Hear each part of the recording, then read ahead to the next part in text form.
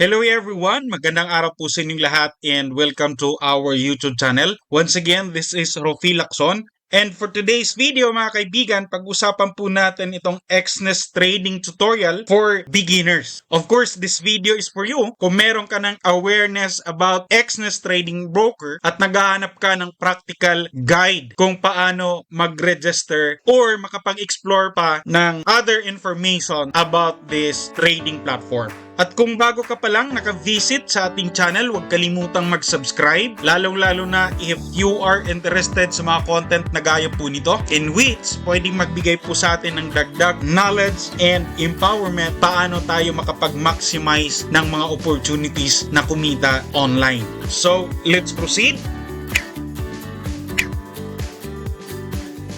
Now, una po nating pag-uusapan mga kaibigan is itong how to open a trading account with this Exness trading broker. At para masimulan mo ito, may link sa description ng video natin, gaya po nito. And you can simply click it at dito ka i-redirect sa mismong homepage na nasa screen natin ngayon. And to start the registration process, click mo lang po itong register button dito or pwede rin po itong nandito sa center. Now, if you are using a mobile device, it's all good pa rin naman dahil most likely, ang mga instruction at proseso ay pare-pareho lang. Alright? So, click po natin itong register. Then, start na po tayo mag-sign up. So, dito, hingin po sa atin ang country, of course, Philippines, and our functional email. The next, input po natin ang ating desired password. And continue. So kung makikita natin dito, may dalawang account po na pwede nating pagpipilian. The demo account and the real account. Now talking about demo account, meron po tayong $10,000 na virtual money na pwede tayong mag-practice dito. At itong real account, of course, is ito yung gagamitin na natin for real trading kung saan pwede po nating ma-withdraw ang any profits. At dito din po tayo magdi-deposit ng ating puhunan na pang-trade. Ideally, itong real account na lang po yung buksan natin dahil somehow, pag meron ka ng real account, at any moment, pwede ka rin mag-create ng demo account. So, click natin. So, ngayon, tuloy-tuloy lang po natin. Click po natin itong complete profile. Meron po itong steps. Una, confirm email address. Second, confirm phone number. And third, add profile information. So, click po natin itong get started now button. And yung email na sinign up natin, check po natin ito dahil doon po sinend ang mismong code na gagamitin po natin dito. So, copy lang po natin.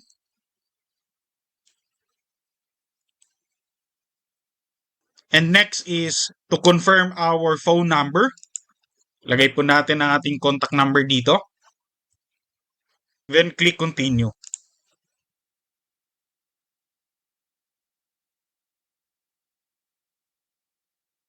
Ngayon, tapos na natin ma-confirm ang phone number, proceed po tayo sa pag-add ng profile information. So, lagay po natin ang ating first name, last name, at ito yung pinakatatandaan natin mga kaibigan na dapat yung nilagay po nating information dito is mag-coincide sa ID na gagamitin natin like driver's license, passport, and among others the moment magbe-verify na po tayo ng ating identity. In other words, itong mga KYC process. And let's input the address. And just click continue.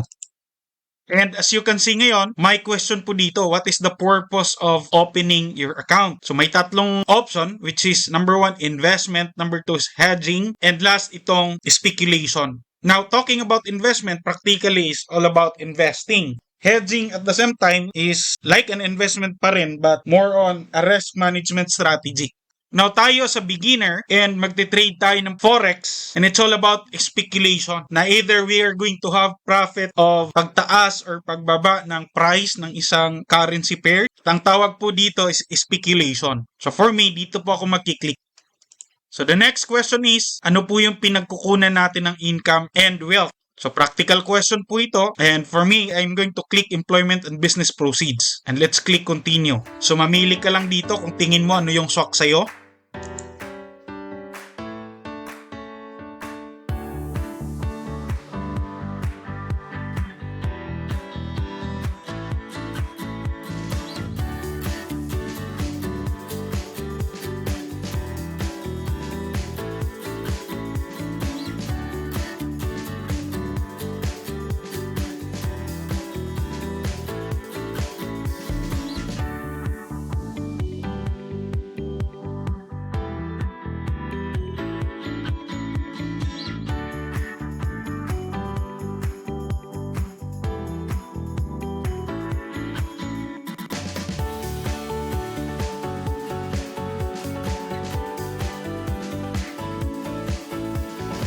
So finally, all set na po tayo. Ang pinakagagawin na lang natin ngayon is i-verify ang ating identity. So click po natin itong Verify Identity Now button.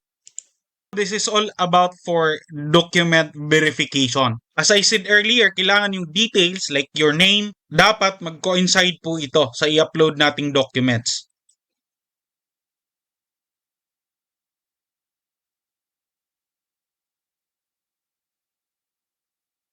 So dito sa atin sa Pilipinas, these are the options ng mga valid IDs na pwede po nating gamitin pang-verify ng ating identity. So sa akin, gagamitin ko is a driver's license. And click ka lang dito pagka ikaw ay nag-upload ng document.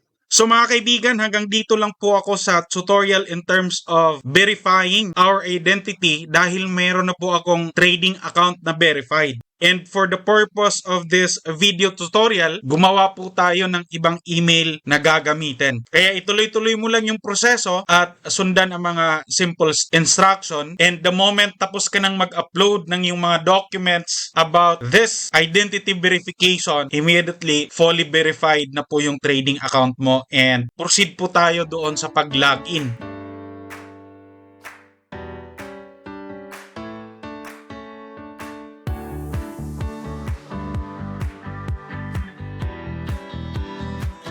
So ito na po yung trading account natin with Exness mga kaibigan. At kung makikita natin dito, this is the real trading account. Standard type po siya. Ngayon, kung gusto mo nawang gumawa ng demo account, click mo lang po itong demo. Then, this yellow button dito na open new account. Actually, allowed po tayo mag-open ng dagdag pang trading account with Exness. So, balik ka lang dito sa real and may option po dito, open new account. Then, click po natin ito and mamili ka lang with this 4 account types, the standard, pro, spread, and zero according to your trading status and needs. Then, continue. Ngayon, in terms naman sa trading platform, available po sa Exness mga kaibigan ang MetaTrader 5, MetaTrader 4, at meron din po itong mobile app para sa ating pagte-trade sa mobile. And of course, meron din itong MetaTrader mobile apps. Available din po itong MetaTrader web terminal. And the best part pa po nito, itong Exness Terminal, which is an exclusive web trader platform of Exness na merong top tier features. And to access this Exness web trader, click mo lang po itong trade button dito. Ayan, so ganito po siya kaganda at ka-fresh sa ating mata.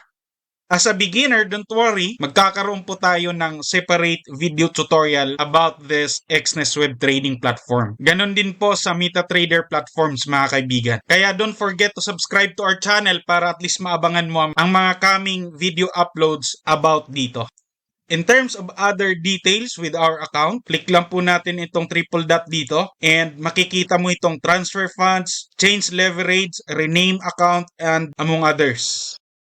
Explore mo lang ang iyong Exness trading account and next nating pag-uusapan itong mga deposit option na available para sa atin na mga Filipino traders.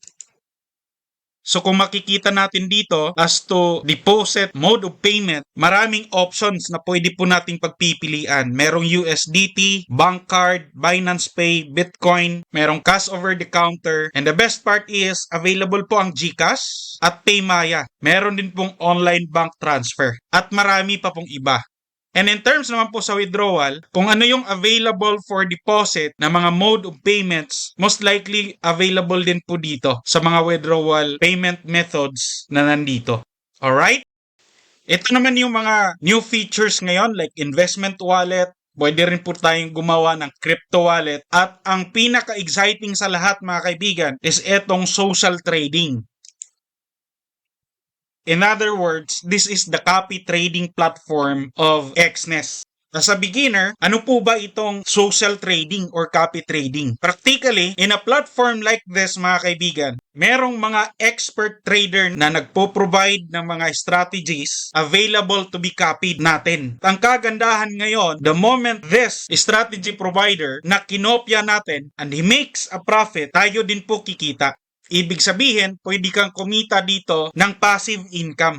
Dahil parang itong mga strategy provider na ang nagtitrade para sa atin. In line, kahit hindi pa tayo expert, kahit beginner pa lang tayo dito sa trading, may potential or may chance tayong kumita ng realistic na income because of this social trading program ng XNES. Ang parang konting downside lang po nito dahil ang strategy provider na kinopya natin is kukuha po siya ng certain percentage as profit share or fees dahil kinopya natin yung strategy niya. And at the same time, the moment this strategy provider lost a trade, malulugi din po tayo. And somehow, yung pinaka-aralin natin dito, how to become more cautious or dapat may alam tayo paano pumili ng profitable at tamang strategy provider na ikokopya natin. So explore mo lang po ito, kaibigan. And don't worry, maglalagay po ako ng link in the description section of this video. And that would be a video tutorial na nakafocus lang sa XNES social trading.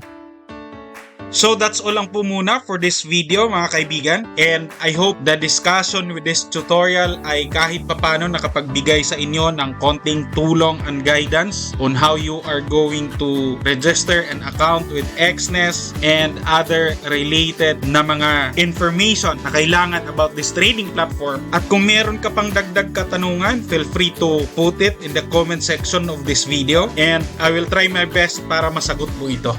And again, kung sa ngayon ay hindi ka pa nakapag-open ng trading account with XNES, you can simply click the link in the description of this video at dito ka iraroute sa mismong homepage na to and you can start the registration process by clicking this register button. Once again, this is Rufi Lacson and don't forget to subscribe to our channel. Thank you so much for watching and good luck with your trading journey.